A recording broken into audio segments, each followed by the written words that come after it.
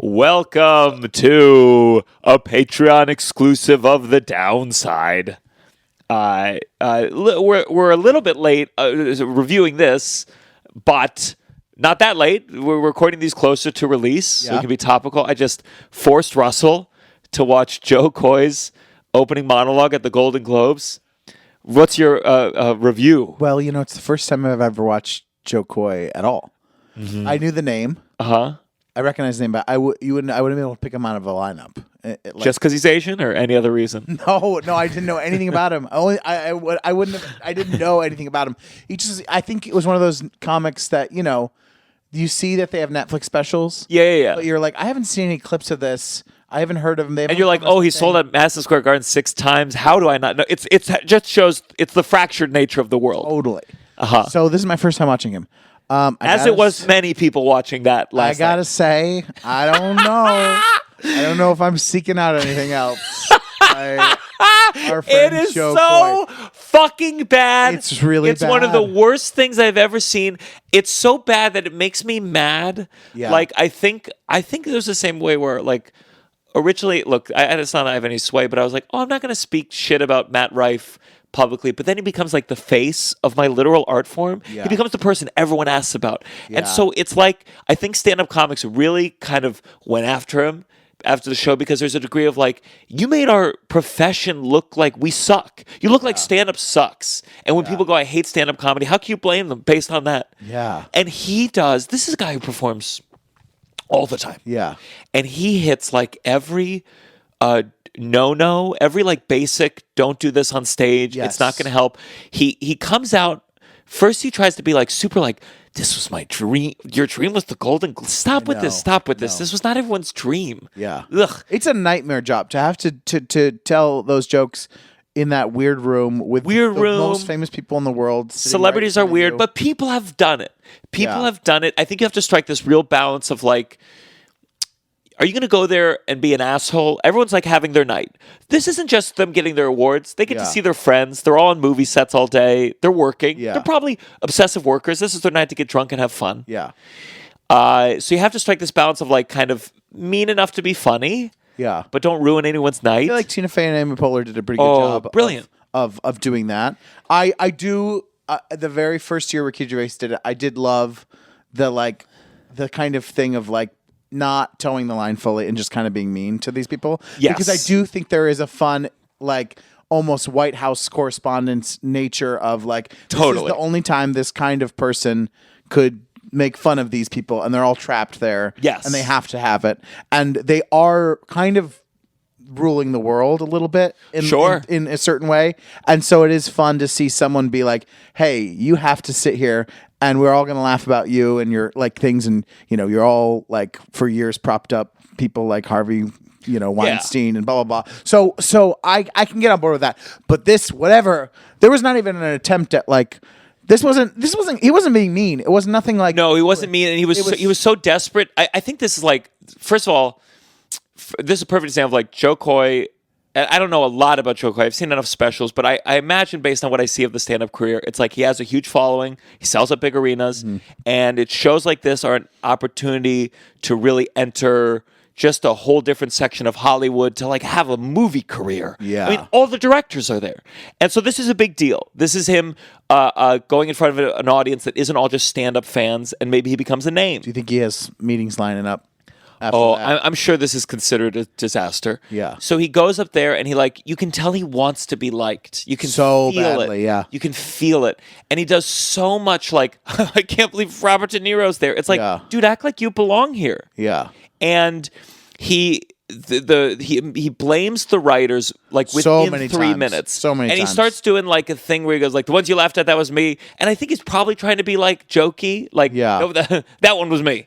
But it comes off just like pathetic. No one's laughing fully at any of them. No one's laughing fully at any of it. There's some sympathy laughs. There's some sympathy things, but then there's like full bomb. moments too. Full bomb. Mike Lawrence, he's a big roaster. He was the champion of roasters, is like a comedic writer and stand up comedian. He said, I just saw now, he was like, he didn't establish like who he was. Yeah. Like Ricky Gervais. I mean, you get the benefit of being famous. Ricky Gervais is like, they know who he is. Yes. And he's there and he's got his beer. But like, if you don't, you got to set up your character. Who you are, what your thing is. And for him, his character is just like, I can't believe I'm here. A mean little jab, and no one really knows who he is. Like, establish, if you are no one knows who I am, establish that with a good joke, and then move on. And then the classic awful stand-up thing of like, even when they were laughing and then being like, what, blah, blah, blah, blah, blah, like acting like that they were offended, and they weren't. No, like they weren't offended. Maybe they didn't laugh as hard, but they did get a reaction, and then you're consistently going back and being like, what? No, that, and like defensively, and you don't need it. It's not like, but you're just doing that to then say the punchline again or something. Yeah. It's like, it's almost as if like not appreciating the medium of hosting, which I think is more tightly written, where he would have a joke. It would sometimes do fine. Yeah. Listen, that audience was not like the worst audience. They were giving it. No, they were being resetting. very generous for how bad it was. But he would say a punchline. At first, he wouldn't really hit it. I feel like he kind of like would sometimes swallow it. Yeah. And then he would like add tags that were not written of just like, it's Meryl Streep. You know, blah, blah, blah. And so he adds this like extra repeating dead air, and it peters out every time. Yeah. And then he would like shy away from the punchline. Part of doing jokes is you got to tell the joke. Yeah. You can't set a punchline and then like, well, let me try to make it more naturalistic, because it's not. This is not natural. No. And then the worst is mine is just the laughing. Yeah. There's a thing of when you're bombing, you're like, well, let me make up for the laughs by providing them myself. Yeah. And it never works. And I know the impulse. I know it. Yeah. I know the impulse. If you watch our live show that we're recording with Emily Wilson today, you will see us doing the same thing. We do it. We all do it to a degree. But what's amazing is this guy is like, he's been a stand-up comedian for forever, and he just shits the bed. Also, okay. He says I only had 10 days to prepare it's a long for this. time. Fuck off, dude. It's a long time. If you gave me 10 days, I'd spend and all resources. my money. Resources. And if I didn't get them, he's got more money than me. You get if you get 5, 6, 7 like friend/writer, like comedy writers to help you. 10 minutes material? Come on now. And what's amazing, he'd had this Taylor Swift joke later in the night where all he said was like, we're unlike the NFL, we're not going to rely on as many cutaways to Taylor Swift. And then it cut to Taylor Swift and she looked kind of like displeased or just not interested. And all her fans are like, I can't believe he would be so rude to her. Like her fans are so ready to flip out. Yeah. That part of it's like, A, if you're going to make a Taylor Swift joke, they're going to take it the wrong way anyway, so you might as well fucking go for the goddamn gullet. Yeah. B, just make sure it's good. Yeah. And it wasn't a terrible joke. It wasn't even like towards Taylor Swift, it was about the NFL, but he delivered it so poorly. Yeah, you're like, there's something funnier. There's got to be something funnier in there. Of like, instead of cutaways to Taylor Swift, we're going to do cutaways to blah, blah, blah. Like, and I don't know, do something different and creative that you can have a callback to later on. There's nothing more pathetic than Robert De Niro's here. Like, at one point he said, "You're talking to me?" And I'm like, shut the fuck up. That is the first thought. If my dad met Robert De Niro, he'd say, "You talking to me?" No. It's not for a monologue host to say. Yeah. It's like I was with my opener this weekend, Liam. Yeah. And I sometimes we spend time outside the show, and we went to a cigar bar, and 2 people within the span of 10 minutes goes, "Hey, sorry to bother you. How tall are you?" And you're like, this is the first thought, and it sucks. Yeah. This guy, everyone they ask him. And then this guy goes, "Hey, I bet I know his favorite 4-letter word, DUCK." And we all have to play along. Duck. Sorry, I should have said it for you. It's my point of just like, a comedian should understand the concept of what a first thought is. Meryl Streep wins all the time. Yeah. That's the oldest fucking like, oh man. Yeah. It was so bad. And then Jim Gaffigan went up there and he introduced this award, and all he said is like, I never thought I'd be here. You know, I never thought I'd be part of a Hollywood award show because, you know, I was born in Indianapolis. I'm not a pedophile. And it's just like, that's it. It's just a good joke. Yeah. Man, it sucked. How did he get picked? How low on the list do you think he was before? They asked him. I always wonder if it was 10 days ago, they probably were asking other people for a while. Sure. I mean, I don't know. I'm sure people don't get that much notice. And I'm sure these agents and managers are fighting. Yeah. I wonder if Mulaney's asked. I wonder if definitely. I mean, I'm sure Ricky is asked. By the way, Ricky won Best Stand-Up Special. It's just a nightmare. If you start going to award shows, if you'd start going before me, probably. You'd have to. Who knows? Yeah. Who knows? Who knows? Who knows who will be at the race is on? Who knows who will be at the Globes first? You'll be at the Tonys before me. Are you going to be like, if you get an award, are you going to make one joke? Are you going to be? Do you see Will Ferrell and? Yes. Yeah. What a joy. Yeah, I love them. They should host. They should have. Of course, they always do bits. But they must be asked. They must be asked, and they probably are like, no, we will do one bit, and everyone will love it. Everyone will love it, and they won't love it as much if we have to do the whole show like this, you know. What were you gonna? Let me say real quick for our patrons, we hit an exciting milestone. Yes, we're now over $1,000 a month, and that's because of you guys. So we're very grateful. We're now only operating at a loss of $3 million per year. Yeah. But I appreciate you guys. We are very thankful. We are. That you guys come up to me after shows. I always say, Rob, I'm going to get Russell down here. And I know I'm lying. We are doing a live show in Hollywood. L.A. And that's very exciing. We got to figure out our guest. Hollyweird. Right. We're going to get the most famous pedophile in the world as a guest. So keep telling your friends. We're doing this once a month. We're doing the live episodes here once a month, and I'm sure eventually we'll get 2 patrons. I'm just trying to get Russell every day. Just become a full-on radio show. Yeah. So stay joined. Tell your friends. Things are going well.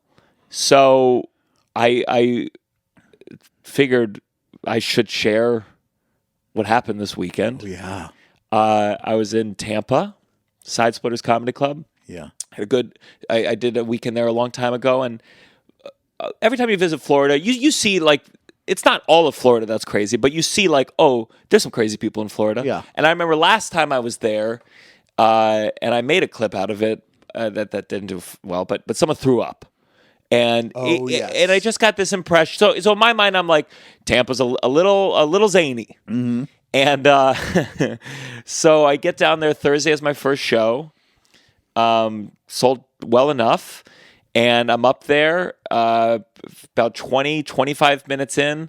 I talk to these 3 women in the front row, and they say they're ICU nurses. And we do a little crowd work.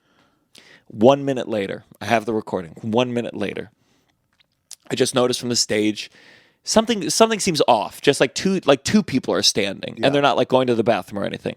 So I look over, and eventually I see that someone's lying on the ground. I assume, just based on my last experience, I was like, oh, it's probably just someone drunk, passed out or whatever. And I go, here we go, weekend in Tampa, gonna be chaos. And then very quickly, like, it's clear that they can't seem to wake him up. And I go, I'm the one who makes the move that makes the whole room go, something's wrong. Because I literally had started like a long chunk. I said 2 lines, and then I'm like, oh, is everything okay? And it's just, you feel the wave of the whole audience realizing, like, something's wrong. Something's happening. Something's wrong. So these 3 ICU nurses go right over, and he's probably my age, probably in his 30s.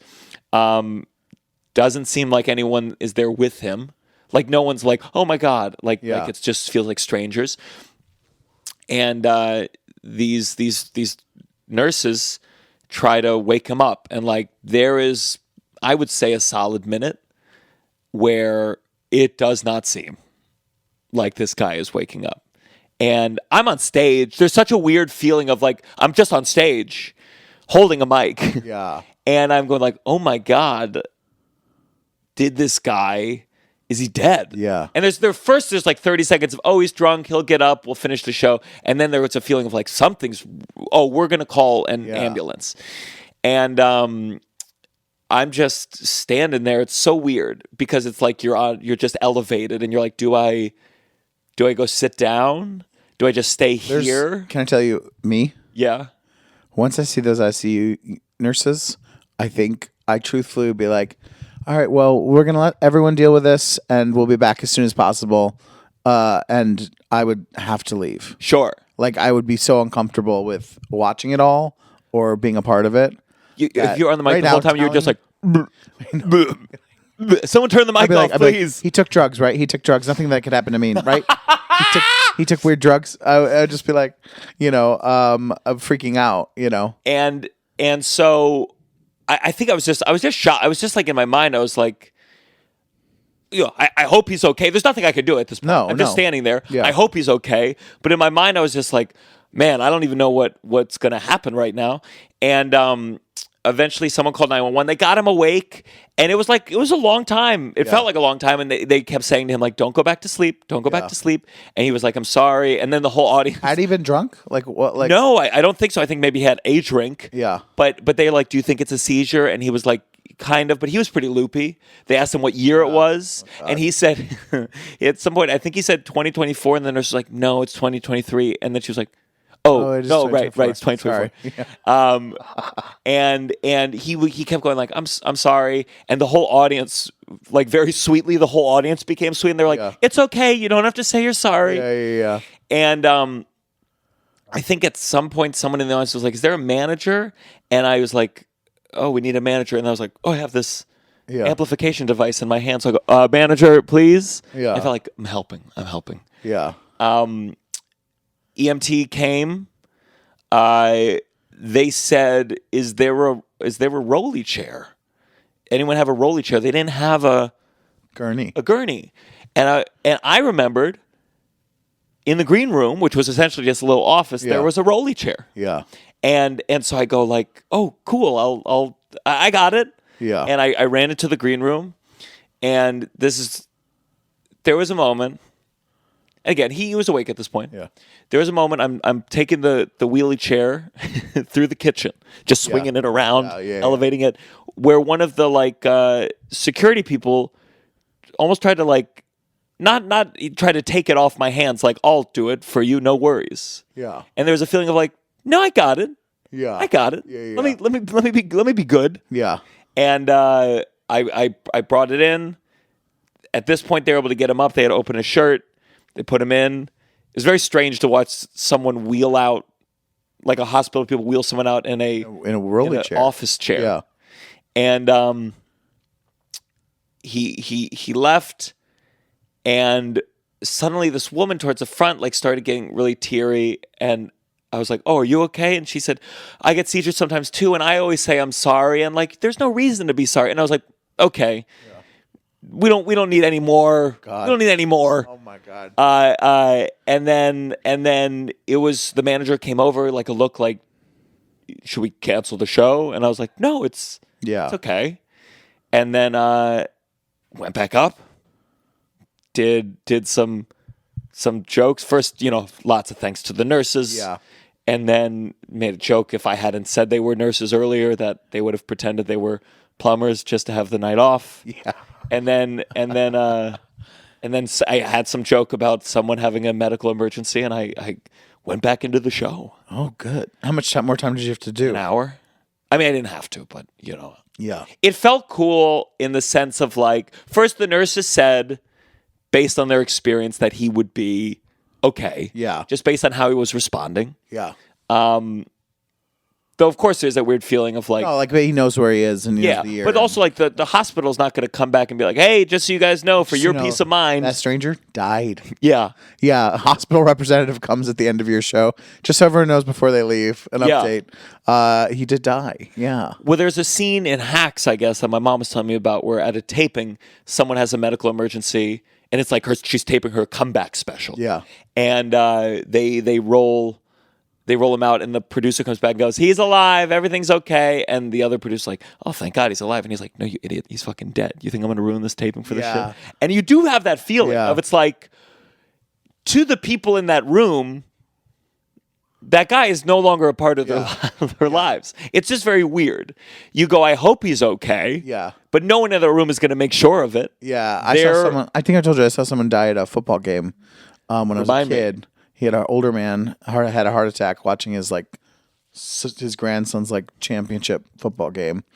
He threw up and then had a heart attack, and my dad did CPR and stuff on him. How old were you? Probably 10. You 11. were playing, or you're just in the stands? Just in the stands. Oh my God! So you're sitting. Your dad? Does your dad? He's not a doctor. No, but he was originally a phys ed teacher, so he did and he was a coach for many years, so he had all the CPR and all that training. So was he close? Like your dad saw it and was like, "I got it." We were right in front of us. Wow. So and then I was like, I remember later on being like, "What happened to that guy?" And they're like, "Oh, he died." And I was thinking later, my parents could have lied, because I didn't know that man, and I was never going to see him again. And it was traumatic. It's when you're I remember it. I remember him. What did your dad do? CPR? I remember, I don't remember seeing that part. I remember they must have moved me once that kind of thing happened. Sure. But I do remember seeing the guy stand up, throw up, and then fall over. And then that's vivid in my memory. And then I think that my mom must have moved me up the stairs or something, because I don't remember the after that part. Oh, wow. But yeah, I do think it's funny that I asked later that night or the next day, and they were like, he died. Do you think they should have told you? No, I'm glad they did. I think it's weird to lie, because what if I found out later that you know what I mean? So my dad was definitely he would lean towards lying to make me feel better. And I do think in the overall trajectory, as I came to be, I could have dealt with trauma. I could have microdosed trauma along the way. I think too, it's hard being with a parent, because you're there's so many times you have to decide to lie or not, that I think rule of thumb in general is to not, because you're so many times, and it can be fucked up if later on for some reason you find out oh, my parents were lying to me in all these weird different ways. So I understand the kind of rule of thumb just being I'll just tell them the truth, because that's why it's probably important. For me, truly my first loss was putting my dog down in 5th grade. And it was that's the first time I dealt with death in any kind of real way. And it was I'm not saying it's good, but I had to deal with. I mean, if I hadn't had that dog, it would have just been until my grandparent died. Yeah. And then I deal with my first death. I'd rather have an animal death be the first death. Yeah. To be honest. Yeah. Yeah. So yeah, it was. I mean, he seems so. Basically, 2 days later, they had this guy's name, because he had at least some check at the bar. And the bartender or the manager told me they were able to reach him, and he was like, "Oh yeah, I had a seizure." And he seemed somewhat embarrassed, I guess, over the phone. Yeah, but that he was fine. Great. But Tova was between this and the sign language interpreter, she's more weird things keep happening at your shows, and I'm like, no, I think it's just more people are there, and then increases the chance for you do lots of shows, unusual things. Yeah, you got to imagine any of those arena shows that people do. Something's happening bad at every one of those shows. And then one day you're that guy at that concert where 8 people are crushed to death. I know. You don't even know. Yeah. And then suddenly you're like, fuck, I got to pay for 8 funerals. Downside. You're listening to The Downside. The Downside. With Gianmarco Soresi.